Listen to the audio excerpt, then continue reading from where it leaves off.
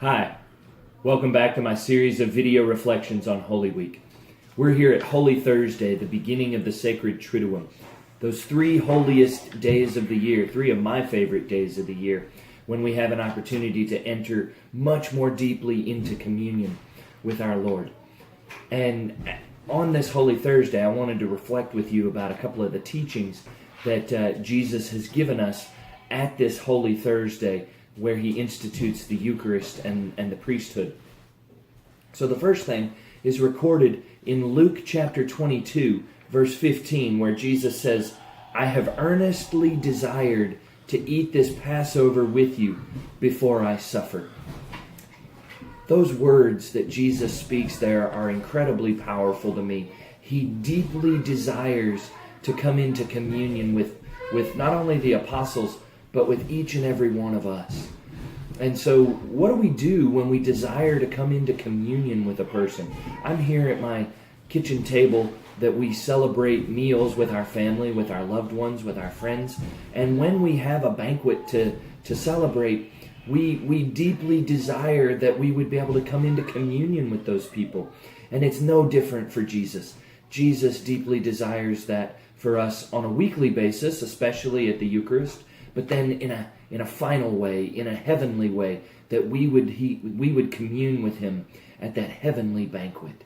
And then he also gives to us a really powerful teaching that's recorded in the Gospel of John, chapter 13, verse 8, where when Peter is protesting that Jesus would wash his feet, Jesus tells Peter, "If I do not wash you, you have no part in me." Those are powerful words, but it reminds us that Jesus is doing the work of washing us and making us clean. And of course that happens in reconciliation, especially that wonderful sacrament of confession. But it happens in other ways, especially as we come to this sacred Triduum. It's a way of being cleansed, of being purified of all that is in us that would keep us from communion with our Lord.